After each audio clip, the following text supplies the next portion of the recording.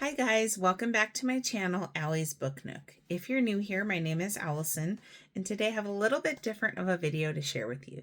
I am here today to share with you a haul from the recent Amazon Big Day sale. So, really excited. I am in a little bit different of a venue. I usually do my BookTube videos in my Book Nook area, library area, but I'm in my office today, which is where I film most of my Scentsy videos. So I do have a sister channel called Allie's Amazing Scents. I will link it in the description. If you like home fragrance, Scentsy, that type of thing, go ahead and head on over there and check it out. But today we are here to talk about my haul from the Amazon Big Day sale. So I'm really excited. I rarely buy brand new books. Most of my books I get are used, and usually I will share at the end of the month with you guys all the books that I acquired. I still plan on doing that, but I wanted to do a separate video for this because I got 9 books in that sale.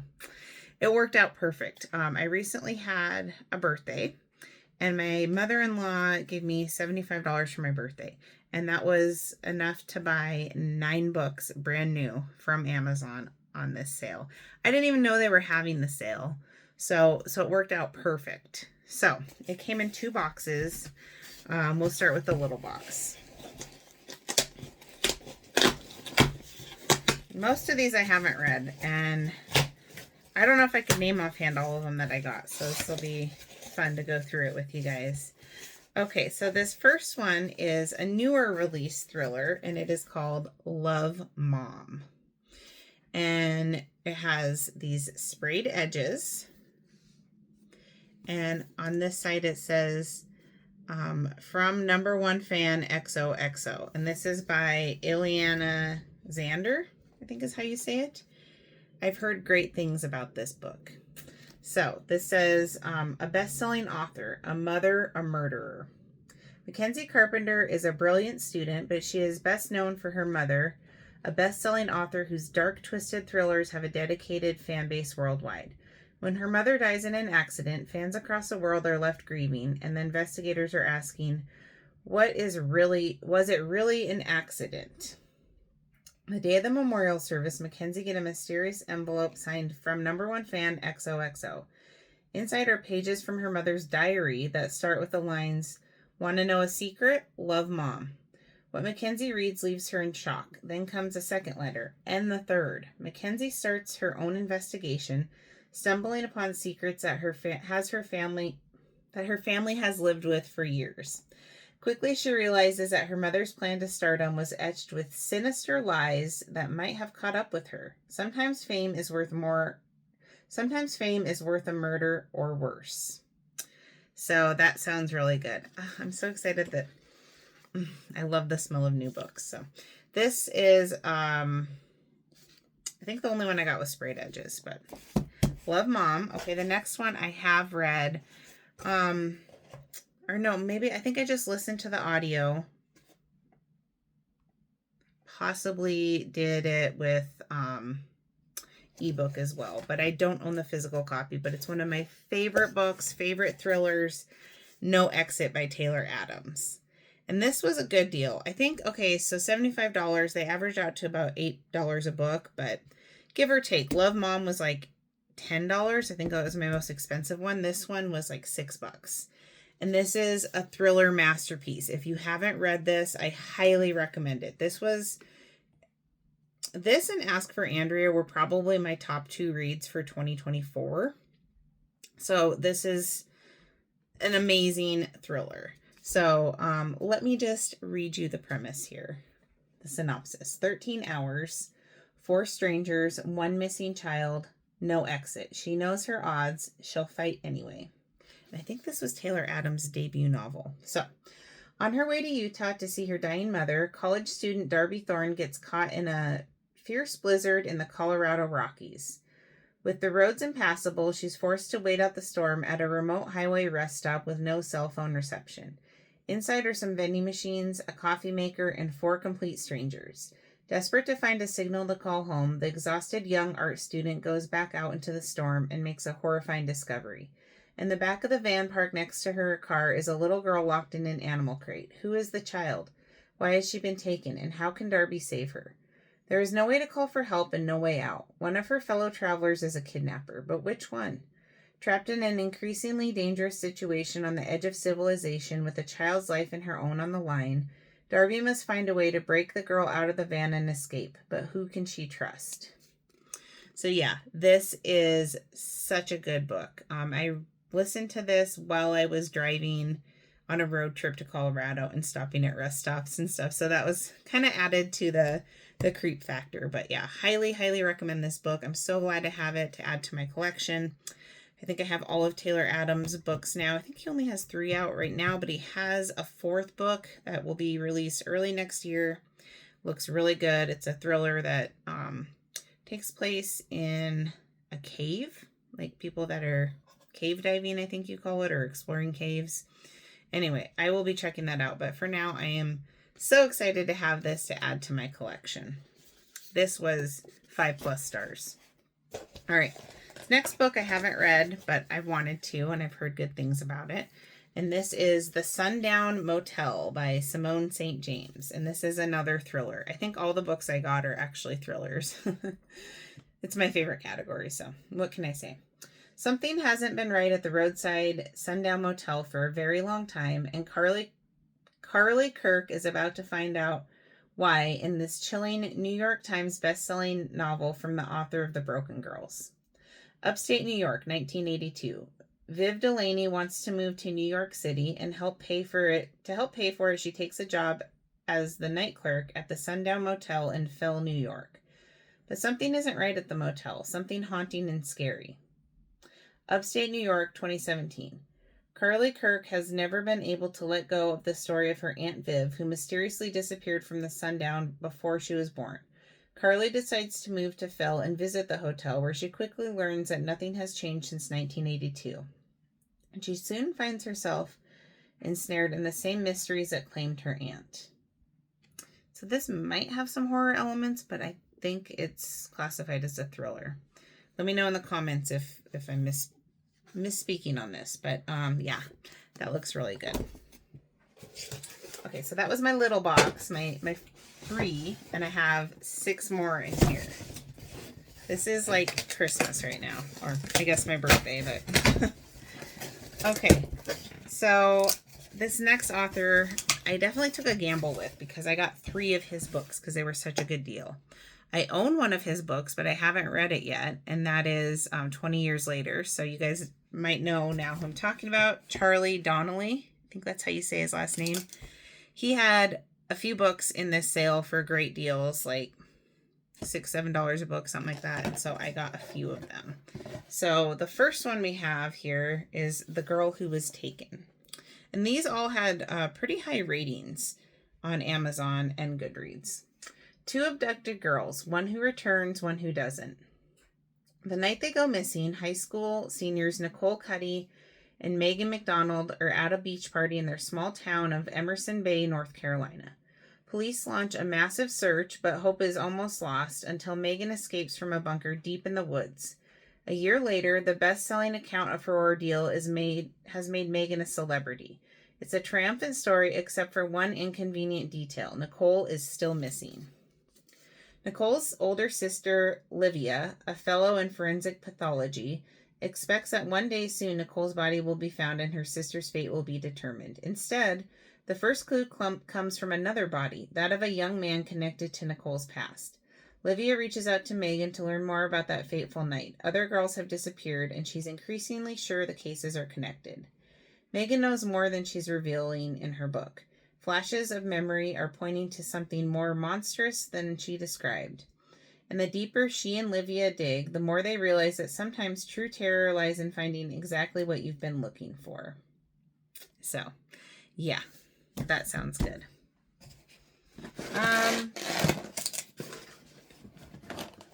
We might as well do all of his books right now. The next one I have of his is called Those Empty Eyes. From master of modern suspense and #1 internationally best-selling author of 20 Years Later comes a brilliantly twisting and propulsive novel about a woman whose dark past A woman whose dark past as a lone survivor of her family's slaughter collides with present-day crimes. Alex Armstrong has changed everything about herself. Her name, her appearance, her backstory.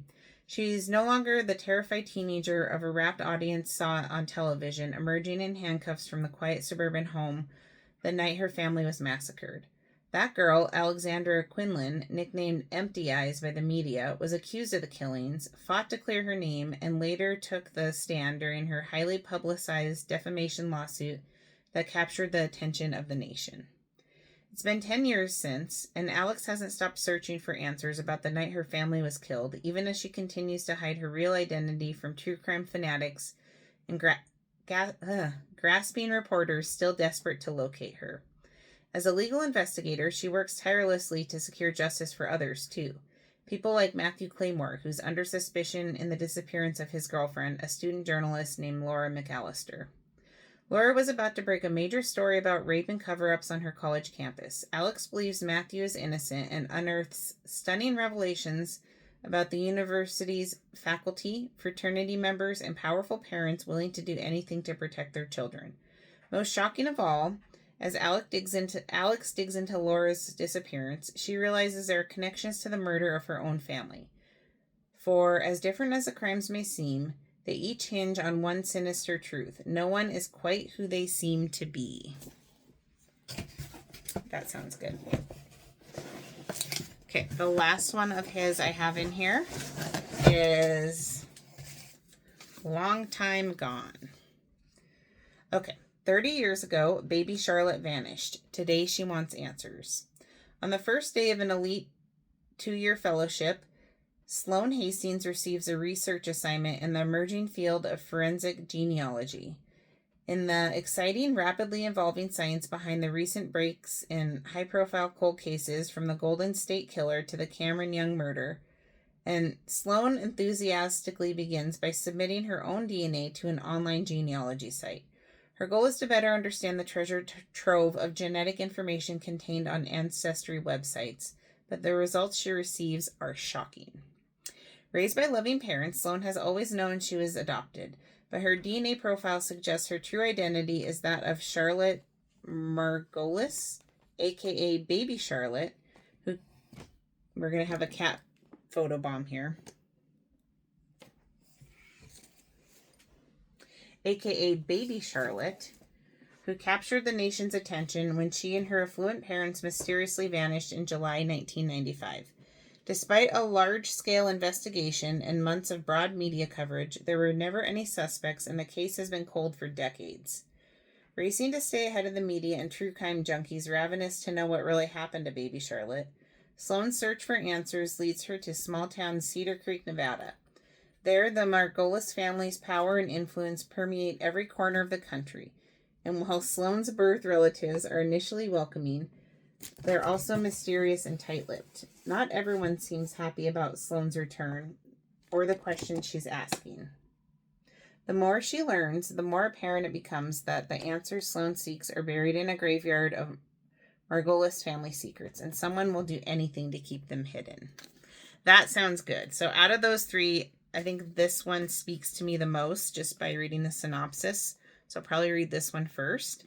It's kind of giving me like Face on the Milk Carton vibes, if you guys remember that classic. Yeah, that sounds really good. So these sound kind of like crime, suspense, mystery thrillers. Okay, we have 3 more books in here, and the next one is a John Marrs book, and that is You Killed Me First. This is his newest book. He is about to have another book released, but as of current, this is his most recently released book, which I think was released this year. Yeah, 2025 is the copyright. So this is a thriller. 3 women, 3 smoldering secrets. Who will make it out alive? It's 5 November, as they say in Britain, and a woman awakens to a nightmare. Bound and gagged, she's lying trapped in the heart of a towering bonfire. As the smoke thickens, panic sets in. She's moments away from being engulfed in flames. How did it come to this?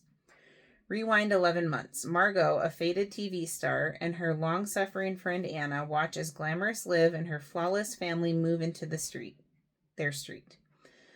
The three women soon fabricate the perfect pretense of friendship, but each harbors her own deadly secrets, and newcomer Liv senses something is terribly wrong beneath the polished exteriors. As cracks widen in the veneer of perfection and lies escalate out of control, tension ignites. Bonfire night is approaching and someone is set to burn. But who will it be? I've also heard really good things about that one. Okay, 2 more. Oh, I lied. I have another Sprayed Edges. Forgot about this. This is The Ghostwriter by Julie Clark. So, check out these Sprayed Edges. Yes. And this is my only hardback. Yeah, this is my only hardback that I got. But there was a really good deal going on this one too. Under $10 for a hardback. So, looks like maybe like some book pages that are burned. I don't know much about this book. I've seen people saying that it was a good read, like online and stuff. So, all the praise is on the back. I guess I need to open the front cover to read the synopsis. Let's see if the cover... Okay, that's the cover. From the New York Times bestselling author of The Last Flight and the Lies I Tell, which I have not heard of those. June 1975. The Taylor family shatters in a single night when 2 teenage siblings are found dead in their own home. The only surviving sibling, Vincent, never shakes the whispers and accusations that he was the one who killed them.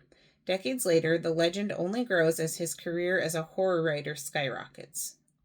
Ghostwriter Olivia Dumont has spent her entire professional life hiding the fact that she is the only child of Vincent Taylor. Now on the brink of financial ruin, she's offered a job to ghostwrite her father's last book. What she doesn't know, though, is that the project is another one of his lies, because it's not another horror novel he wants to write. After 50 years of silence, Vincent Taylor's finally ready to talk about what really happened that night in 1975. This sounds so good. I love when there's like a book within a book. Like The Only One Left by Riley Sager or the manuscript in Verity. I think it just, makes it quicker to get through and it's just really good. So I'm looking in here to see if there's like excerpts that stand out, but there's really not. It's a little bit of a small font, but this sounds really good. I think this is gonna move its way on up on my never-ending TBR list because yes. Oh, so fun. Okay, we have 1 book left. This book is a book I have been wanting for a very long time, and there's been a couple times where I almost bought it new, but I haven't, and I always watch for it when I go thrifting. I've never seen it used, but we had a great sale with Amazon, and that is The 7-Year Slip. And this is by Ashley Poston. So, I asked for this book for my birthday. I didn't get it, and there's a reason why. It's because I got it for a better value through this sale. So, I think this is kind of like time travel sci-fi love story, I think. Let's read the synopsis together. Okay, same place, different time. Sometimes the worst day of your life happens, and you have to figure out how to live after it. For Clementine West, that means burying her friend in her work. I'm sorry. Too many thriller synopsises. Burying her head in her work as a book publicist, being practical, and forgetting the silly things her beloved Aunt Anelia taught her, like living wide and chasing the moon. Clementine would rather stay grounded and keep her heart safe. For the last 6 months, she's done just that. But when she moves into her late aunt's apartment, she finds a strange man standing in the kitchen. A man with kind eyes, a southern drawl, and a taste for lemon pies. Her well-laid plans begin to fall apart, because he's the type of man who, before it all, she would have fallen head over heels for, and she still might. Except he exists in the past. 7 years in the past to be exact, and she quite literally lives 7 years in his future. Her aunt always said the apartment was a pinch in time, a place where moments blended like watercolors. She also said that love is never a matter of time, but a matter of timing. And Clementine fears she may be 7 years too late. So this sounds really cool, really fun. I love like time travel stories, and who doesn't like a good romance? So I actually was looking for this book. I saw a couple years ago, maybe at least a year ago, someone had a copy of this that had lemon sprayed edges, which kind of ties in, I guess, with his taste for lemon pies, but I haven't been able to find that online. I don't think that's a U.S. publication, but anyway, yeah, so we have a romantic realism book, and the rest are pretty much all thrillers, so excited. Again, really quick to recap, we have The 7-Year Slip, The Ghostwriter, You Killed Me First, Long Time Gone, Those Empty Eyes, The Girl Who Was Taken, Sundown Motel, No Exit, and Love Mom. 9 books, 8 of which are new to me. So, yes, there you have it. These are all the books that I got in the Amazon Big Day sale for my birthday. So excited to get into these. You guys let me know, did you guys snag any books in that sale? If so, what did you pick up? And have you read any of these? What are your thoughts on them? Are there certain ones that I just need to hurry up and prioritize over everything else? It's going to be really hard. These all sound good, but I think Ghostwriter would be kind of a good place to start. But let me know your thoughts. I'd love to hear your comments. If you like this type of content, please consider subscribing, giving me a thumbs up, and I'll catch you in the next video. Bye, guys.